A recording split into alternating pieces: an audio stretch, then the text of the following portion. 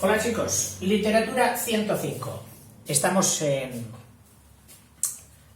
el pensamiento de la Restauración, segunda mitad del siglo XIX. Y nos vamos a centrar en la figura de Marcelino Menéndez Pelayo, como hemos preambulado en el vídeo anterior. Marcelino, hijo predilecto de Santander. En la ciudad de Santander os encontraréis rótulos y estatuas de Marcelino Menéndez Pelayo por todos los sitios, y ya veréis que con razón. Nace en escribimos aquí su nombre, Marcelino Menéndez y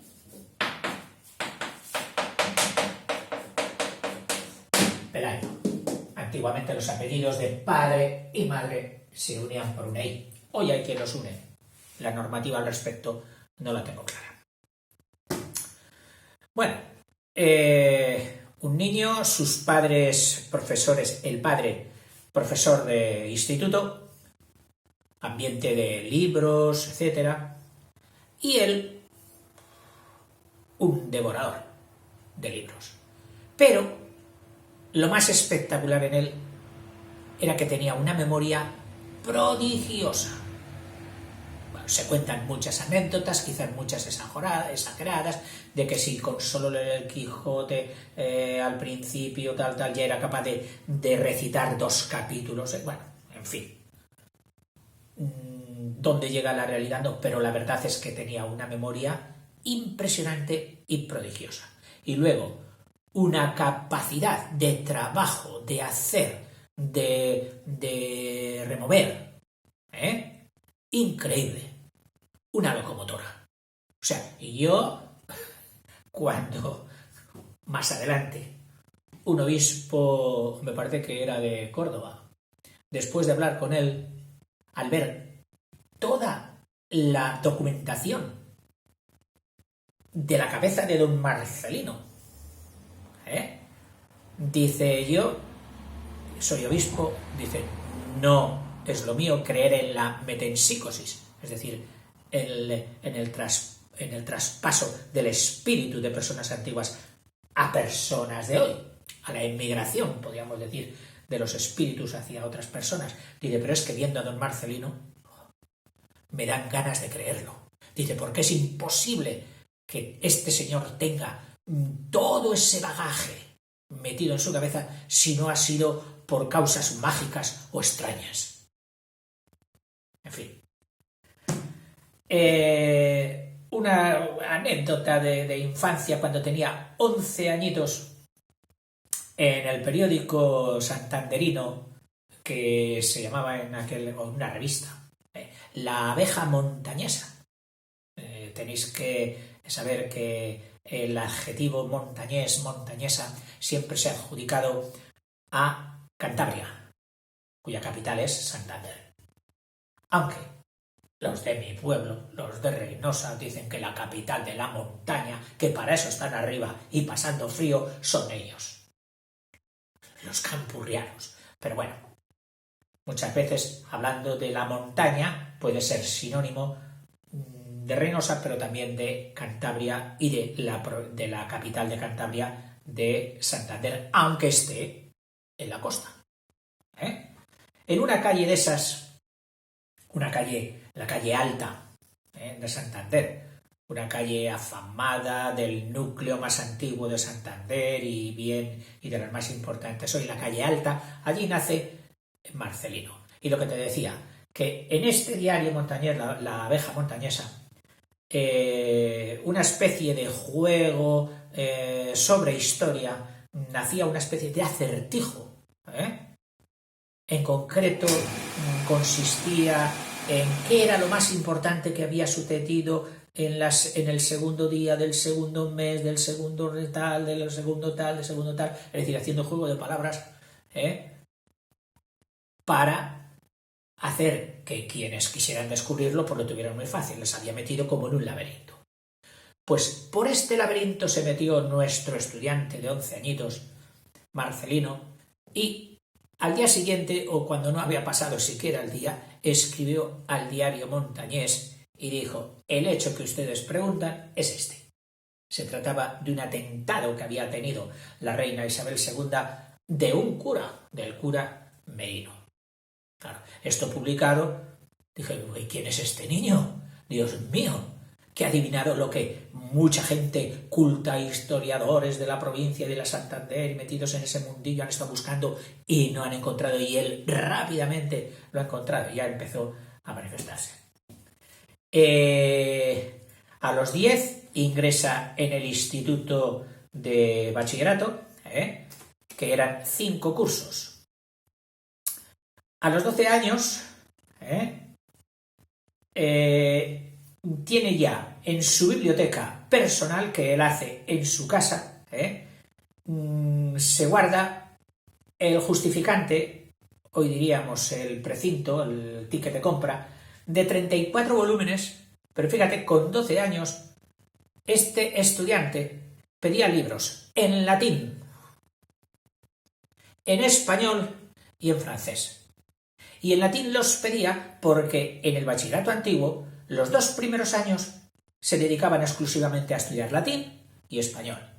Pero este estudiante, mientras todos los demás, yo incluido, habíamos llegado a traducir con alguna dificultad alguna frase de los clásicos latinos, con aquella gramática exigida del verbo, de las declinaciones, acusativo y tal, este ya había empezado a dominarlo de forma hablada y a leer textos de los clásicos latinos, y había pedido libros de Cátulo, de Quinto Curcio. No me pregunté quién es, será un clásico, de Ovidio, del gran Ovidio, de este sí, en fin, para leerlos. Bueno, a los 15 años acaba el bachillerato, y en el trabajito a base de tesina o pequeña tesis, él hace un estudio comparado de 3 reyes de la península, es decir, que fueron coetáneos. Uno, Pedro I de Castilla, otro, el Pedro I de Portugal, y otro, el Pedro IV de Aragón. 3 Pedros. Y él se mete en la vida de ellos y empieza a hacer un trabajo comparado de los reinados y de las personas de estos 3 reyes. Impresionante. Todas sus notas, por supuesto, eran excelentes. No, lo siguiente. Siempre rompía todos los techos de la excelencia. Ese era Marcelino de niño.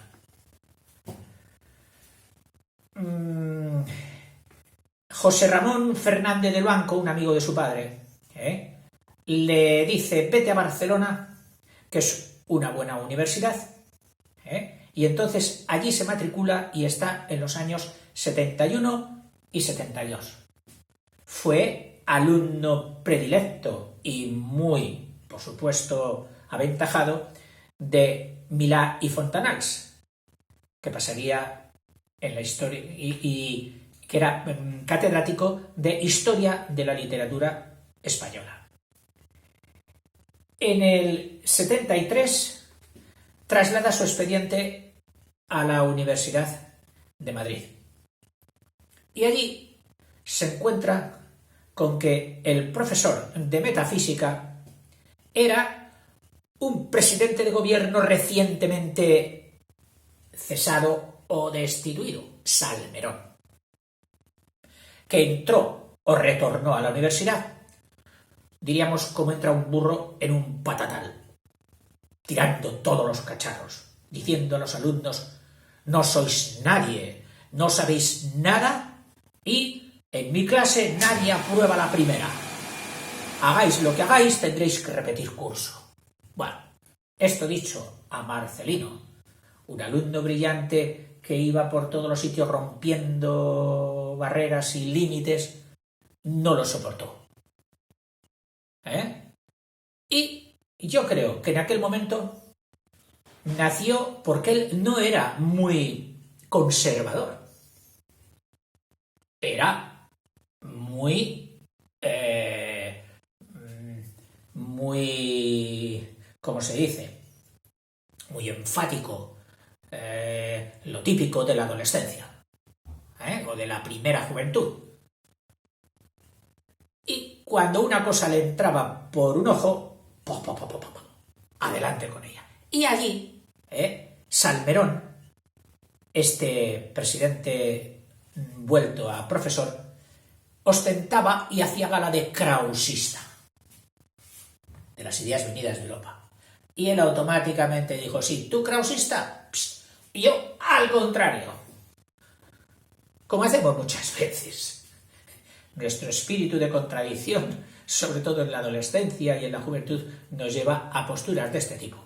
Cuando ves que todos en tu entorno y que no son personas que te merezcan el aplauso, se empeñan en una idea, tú automáticamente decís, vosotros esto, pues yo del otro. ¿Vosotros sois de tal equipo? Sí, pues yo voy a ser, yo no era de ninguno, pero ahora voy a ser del equipo contrario. Esto pasa. Bueno, pues algo así le pasó a don Marcelino, que abrazó automáticamente y con toda virulencia la defensa de la idea conservadora, del catolicismo más acendrado como médula del espíritu nacional, del espíritu de España. El genoma, que se diría hoy. Choca con el krausista Salmerón, profesor de metafísica. Y, para no examinarse con él, en aquel tiempo se podía trasladar el expediente e irte a examinar a otra universidad. Y él entonces se va a la Universidad de Valladolid. Allí, con nota máxima. Y le dan el premio extraordinario de carrera, un premio que se da al estudiante más brillante de toda la promoción, que por lo visto lo conseguía siempre que se presentaba algo. Y se vuelve a Madrid para el doctorado, para hacer la tesis doctoral. O sea que se licenció en Valladolid a los 17 años, licenciado ya. O sea, con 3 años o 4 de adelanto. Un crack y un fuera de serie. Y a los 18 saca el doctorado en Madrid, defiende su tesis doctoral. Y quita el premio extraordinario que se lo iba a llevar un krausista, se lo iba a llevar Joaquín Costa, el partener de Ginés de los Ríos, los máximos defensores del krausismo, que tenía 10 años más que él. Pues se lo lleva un jovenzuelo con 18 años. Y le quita el premio extraordinario que se le hubieran dado, de no estar él, a Joaquín Costa con 28 años. No pudo ser profesor, es decir, ya tenía el título de doctor, pero oye, que no, que tú no puedes dar clase. Normalmente cuando uno saca el doctorado, pues si es para cosas industriales, pues para trabajar ya, etc. Y si es cuestión de letras y tal, pues el destino más común ha sido la docencia. Pero él no podía dar clase, porque la normativa española exigía que para dar clase en instituto, igual que lo era su padre, necesitaba al mínimo 23 años. Le faltaban 5 años. Y para dar clase en universidad, debía tener 25 años. Le faltaban 7 años. ¿Qué iba a hacer durante ese periodo? Bueno, en ese periodo viene el servicio militar, que en aquel tiempo podía ser condonado por Metálico, y su padre le libera de esa obligación.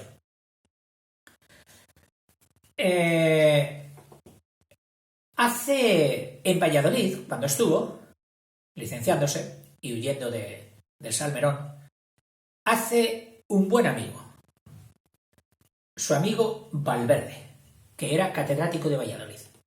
Un señor con mucha visión de la estructura del pensamiento en aquellos momentos y que tenía, digamos, una agenda de posibles estudios, posibles investigaciones importantes y decisivas.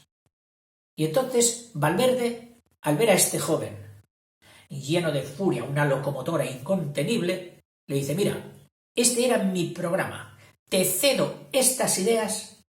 Y Marcelino, como si fuera un devorador, coge la primera para investigar.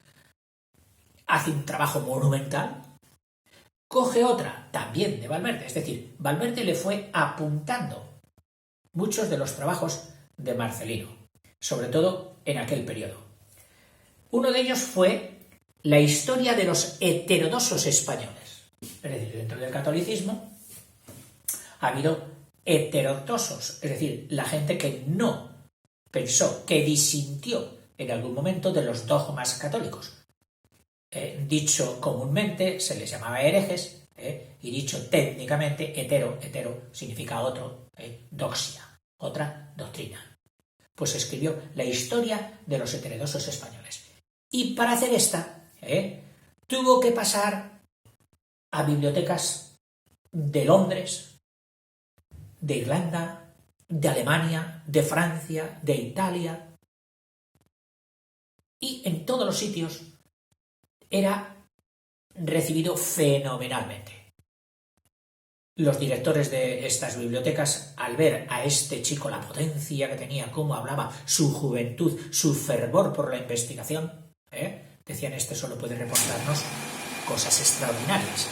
Que venga alguien a quitar el polvo de tantos legajos como tenemos aquí, nos beneficiaremos todos. Y le ponían un despacho para él, para que pudiera trabajar tranquilo, etcétera, etcétera. O sea, le mimaban. Le mimaban. El dinero que necesitó para esto, para poder viajar por Europa, Santander, su ciudad, al verle que estaba inactivo y que no podía dar clase, le dijo: bueno, a ver, vamos a darte un dinero para que puedas ir por Europa.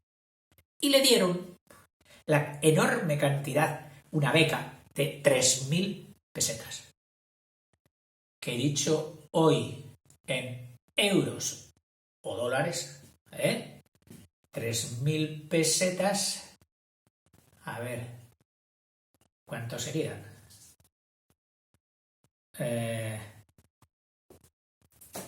Pues 3.000 entre 163 me parece que son 5 euros, una cosa así, para que veas la depreciación de las monedas a lo largo de la historia. Bueno, el Ayuntamiento de Santander le dio esto, la Diputación de Santander, que es otro organismo provincial, le dio también otra cantidad, y entre los dos, pues ya digo, pudo ir a... Mira, la Diputación fue un poquito más generosa, 4.000 pesetas le dieron.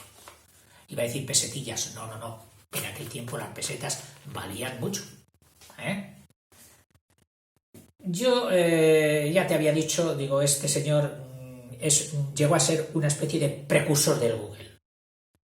Así como hoy decimos, oye, que no sé qué, espera, que lo miro en el Google, pom, pom, pom, pom. En aquel tiempo, si hubiéramos tenido a don Marcelino, hubiéramos dicho: a ver, don Marcelino, que tenemos una duda, díganos dónde está esto, tal. Y él cuenta que a veces, leyenda, no leyenda, respondía, dice: mire, vaya usted a tal población de Alemania, y de la biblioteca que está en la calle tal, suba usted a la segunda planta, donde hay unas estanterías, y en la estantería de la izquierda tal, en el grado del medio, encontrará usted el libro tal, y en la página tal, en la parte de arriba a la derecha, ahí tiene usted lo que busca. Bueno, no sé si esto será ya un poco tal, o tuvo visos de realidad, pero quienes lo conocieron dicen que era muy capaz de esto y demás. Muere a todo esto Amador de los Ríos, un profesor de la Universidad Central de Madrid. Y entonces él, que ya habían pasado 2 o 3 años, o sea que tendría 20, vuelve a protestar enérgicamente por esa ley que le impide a él dar clase.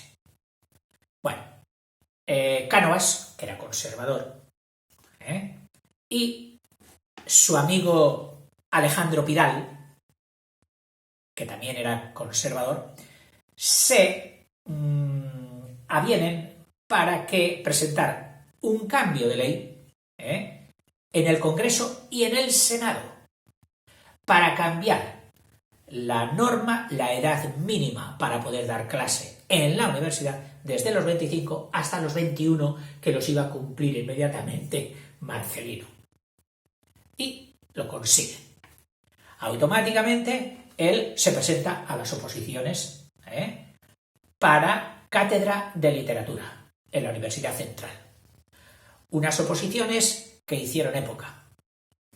Y es que por donde iba Marcelino iba pues dando la nota, no pretenciosamente, porque él era humilde y más bien tímido.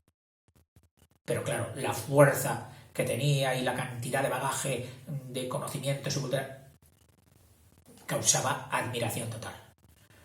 En aquellas oposiciones que se dieron en octubre del 78, concurrieron 4 candidatos, todos ellos doctores, por supuesto. Canalejas Méndez, Sánchez Moguel, Milego Inglada y Menéndez Pelayo. Eso el día 21. Diversos exámenes, todos públicos, ante la gente que quisiera asistir y verlos, porque las oposiciones no pueden ser, como algunos han pretendido, un sistema cerrado. No. A opositar tiene derecho todo el mundo que esté capacitado según la ley. Y para que sea justa la adjudicación de un puesto público, también el proceso ha de ser público, algo así como la impartición de justicia. Bueno, entonces, el 30 de octubre llegan a la final. Ya había causado revuelo los días anteriores. Oye, que está ahí Marcelino, que está dando sopas con onda a todo el mundo, se pasa el tío, le preguntan esto y te dice esto y esto y esto y esto. Bueno, un monstruo. Hubo una concurrencia inmensa en la final. Vamos, de forma que la universidad se colapsó. Ese día los estudiantes no iban a clase, iban a la sala de oposiciones donde iba a hacer sus alegatos finales y su defensa de sus tesis Marcelino Pelayo para obtener la cátedra de literatura. Evidentemente la ganó por inmensa mayoría. De los 6 miembros del tribunal le votaron 5 y el otro no le votó porque creo que era pariente del Amador de los Ríos, del fallecido profesor anterior, y le sabía mal que la cátedra de Amador de los Ríos fuese a caer en manos de un jovenzuelo, según él. Eso cuenta. En fin, muere después de muchísima producción, muchísimas obras que hablaremos, en su casa, museo y biblioteca del ayuntamiento, porque se la legó al ayuntamiento su casa y su biblioteca. Marcelino legó su biblioteca y su casa al ayuntamiento, pero dejándolo muy bien atado con unos estatutos para que no llegase a mal término estas cosas, estas donaciones, que muchas veces por desidia se pierden para la posteridad. Y él ató muy bien. Y hoy todavía la casa, museo de Marcelino Menéndez Pelayo, biblioteca, etcétera, está perfectamente en marcha y dando buenos frutos. Se hizo a raíz de la persona de Marcelino Menéndez de Pelayo en la Universidad de Santander y a raíz de su biblioteca y todo esto, una universidad que empezó siendo de verano y ahora pues es una universidad con clases presenciales también, pero sobre todo enfocada a profesores y personal técnico del exterior, extranjeros. Y Santander se vuelca en poner las mejores instalaciones, los mejores medios, etc. Incluso organiza también conferencias por otras universidades de España, pero con el nombre de Universidad Menéndez Pelayo. En fin, he recogido también en otras fuentes. Marcelino Menéndez Pelayo, tú puedes preguntarte, bueno, pero al final, ¿este señor qué fue? Pensador, sí, pero ¿de qué pensaba? Pues mira, fue un extraordinario filólogo, es decir, conocedor de la lengua, de su evolución, etc., y de las lenguas en general. Llegó a aprender griego para poder leer, pero griego hablado, para poder leer la Odisea, en su lengua original. Del latín ya no digamos, pero latín clásico, no el latín eclesiástico, que es de dificultad muy bajita, etc. No, el latín clásico, de aquel que nos hacía sudar en nuestra adolescencia cuando lo estudiamos. Fue, por supuesto, crítico literario. Todo lo leía y él emitía su juicio. Historiador. Filósofo. Poeta incluso. Tiene alguna producción poética no muy brillante, debió ser. A don Marcelino dicen que sí se enamoró y parece que tuvo algún amor en su juventud. Dice, no se casó porque no tenía tiempo. Le faltaba el tiempo. Bueno, en el libro que estoy utilizando yo de antología poética, lo nombra como que tuvo alguna producción poética, pero luego iba a buscar si realmente había puesto algo para poderos leer y no tenía nada. Como diciendo, sí, intentó ser poeta, pero no le salió muy bien. Ahora, en todo lo demás, por supuesto. Todo esto hace que a don Marcelino se le conozca más bien con la palabra técnica de polígrafo,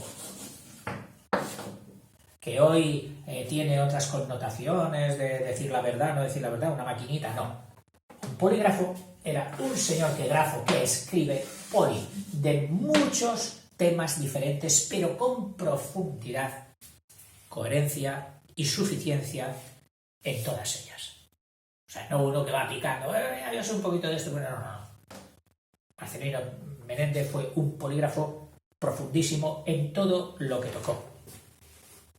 Bueno, resultado de esto, pues perteneció, digamos, a todas las academias habidas y por haber. A la Academia de la Lengua, a la RAE, a la Academia de Ciencias Morales, a la Morales y Políticas, a la Academia de Bellas Artes de San Fernando, fue director de la Biblioteca Nacional, donde todavía, y después de muchas diatribas, persiste la estatua a la entrada de don Marcelino, una estatua sedente, sentado, ahí con toda su pose, que al final de la dictadura, con la vuelta de los gobiernos democráticos y principalmente los de la izquierda, pues ha habido tentativas de quitarle de allí.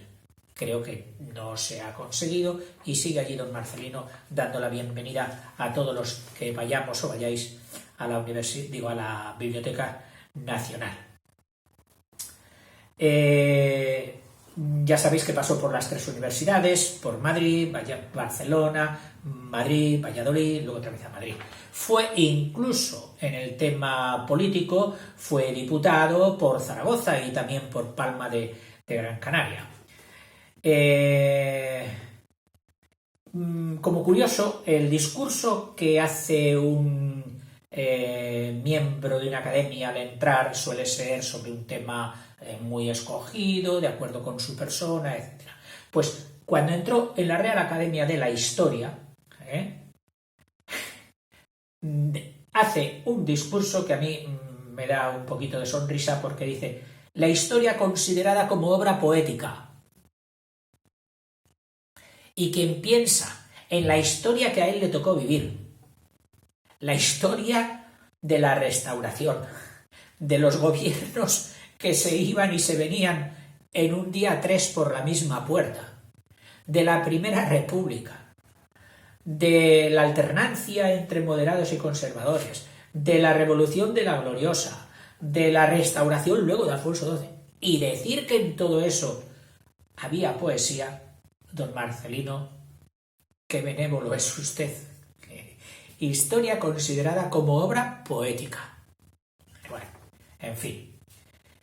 En la de Ciencias Políticas, cuando entró, hizo un discurso precisamente sobre el estudio de las ideas de sus opositores. Es decir, él no era un discutidor de decir, pues yo tengo la razón, no. Razones, conocimiento, historia, hechos, conclusiones. Y entonces hizo su tesis, bueno, su discurso de entrada en la Real Academia de Ciencias Políticas y Sociales, los precursores de Kant en España. Kant, el positivismo, con el criticismo y el escepticismo. Sobre tendencias políticas, pues había quien dijera, hombre, dado lo que él defiende, tiene que ser de Cánovas y de los moderados y de estos. Pues no se, ¿cómo se dice? No se fotografió mucho con ninguna opción política. Y en este tema él tenía un mentor, que fue Alejandro Pidal. Para él, este señor le merecía toda su admiración ética, lo admiraba, y él dijo, una vez que le preguntaron, oiga, ¿y usted en política quién se refiere? Yo por donde vaya Alejandro Pidal. Y así les dejó. Entonces Alejandro Pidal era suficientemente conocido, cuáles eran sus opciones políticas y todo eso, pero como diciendo, a mí me convence más la persona que las ideas. Y así los dejó. Yo, por donde vaya Menéndez Pidal, por ahí iré yo. En sus defensas llegó a verse encontrado contra Galdós, pero cuando se conocieron automáticamente surgió la amistad y llegaron a ser muy buenos amigos, Galdós y Menéndez Pelayo. Don Marcelino ha sido un poquito el icono cogido durante la dictadura española para la vuelta al nacionalcatolicismo. Esto ha hecho que sea rechazado, claro, por la opción política contraria, las izquierdas, podríamos llamar. Pero en realidad, la gran figura de Marcelino Menéndez Pelayo no se merece esto. Sus estudios, sus libros, su obra monumental no puede ser encerrada en una tendenciosidad callejera de este señor era católico o este señor era conservador. No se merece eso, por supuesto, mi paisano, don Marcelino. Se merece mucho más porque, viendo su historia, todavía muchos de sus libros son, con ya un siglo del paso del tiempo, siguen manteniéndose de pie por la cantidad de datos y de precisión y lucidez de análisis. Es curioso que una frase de Marcelino que mis profes me recordaban muy a menudo, sobre hacer crítica de las personas con las que vivimos o con las que ha pasado poco tiempo, pensadores, literatura, tal, decían que es muy fácil equivocarse. Claro, él había visto los errores que en la historia se habían cometido con los pensadores tal, en las críticas y dijo, a mí no me va a pasar lo mismo. Y entonces llegó a la conclusión que casi para él fue una ley. No hagas crítica de un individuo hasta que no hayan pasado 50 años de su muerte. Y entonces ya habrá dejado una perspectiva que habrá dejando pozo. Las cosas habrán ido a donde tenían que ir. En fin. En realidad, él, que claro, tiene posturas, sobre todo de su primera juventud, español, católico, a machamartillo, no sé qué, bueno, pues a medida que fue madurando y se fue haciendo mayor, lógicamente fue moderando también aquellas asperezas, aquellas estridencias, y llegó a coincidir mucho con opositores que antes lo fueron, pero en este momento los veía ya más próximos. Porque era práctico. Y él sabía que España merecía el sacrificio de un acuerdo, de una comprensión, de un entendimiento entre unos y otros para lo mejor de su patria. Seguro que de Marcelino podréis leer muchísimas cosas más. Pero yo os lo dejo aquí, sobre todo con mi sentimiento doble, de admiración y de cariño por su persona. Hasta luego, chicos.